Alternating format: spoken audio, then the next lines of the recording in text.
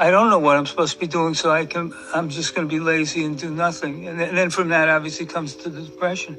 There's something that will apply to you and to anybody else who doesn't have a sense of direction or doesn't know what they should do next. And the answer is you can always work on your life force.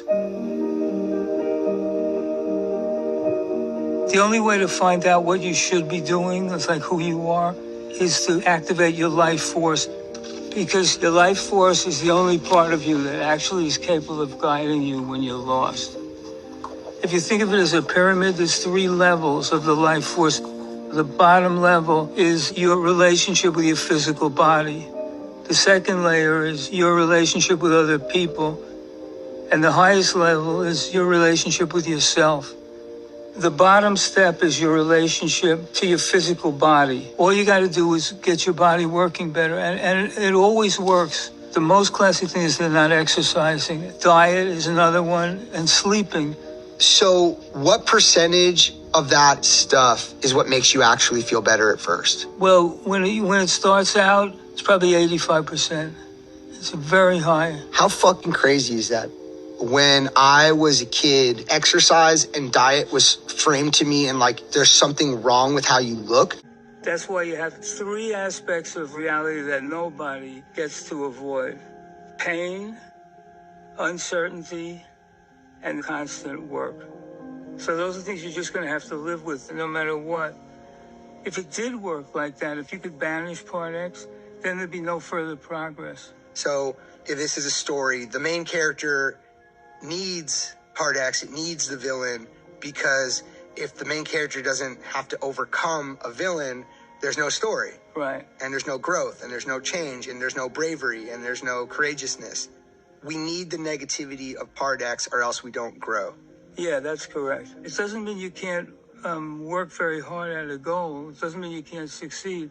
But really, if you want to be happy, because that won't make you happy, what will make you happy is the process. You actually have to learn how to love the process of dealing with those 3 things.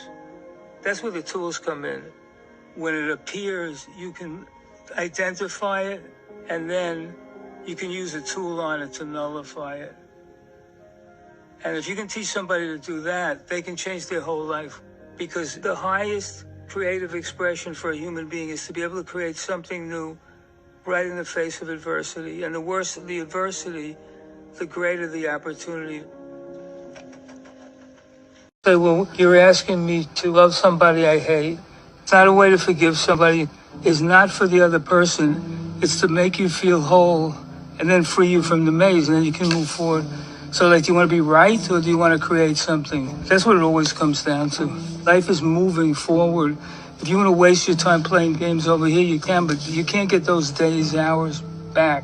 Everybody has a shadow. Everybody's shadow is a little bit different, but on the other hand, everybody's shadow is the same because it's the part of themselves they're ashamed of. The first thing you want to do is find your shadow. You have to be able to see this thing, to focus on it, and to know how to work with it. Yeah, you need a visual.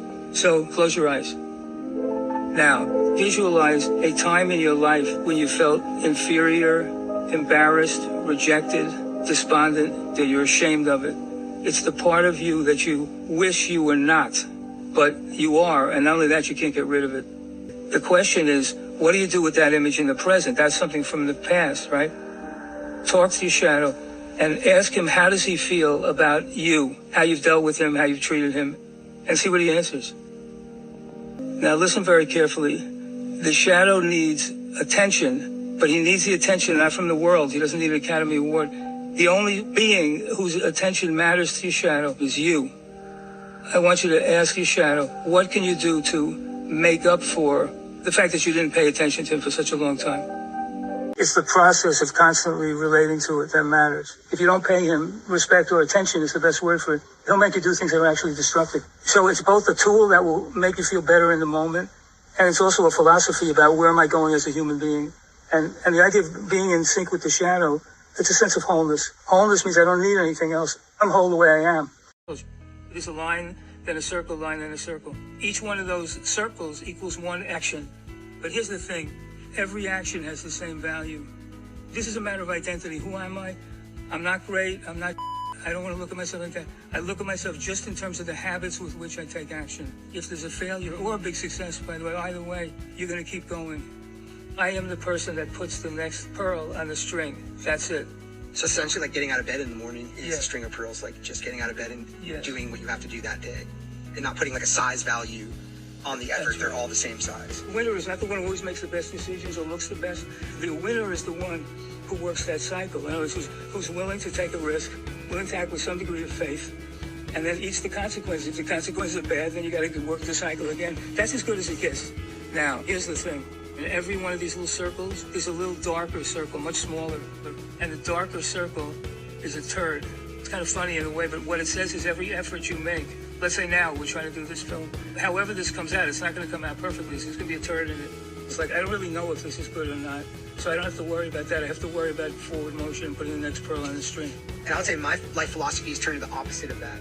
So instead of a turd inside of a pearl, there's a pearl around every turd.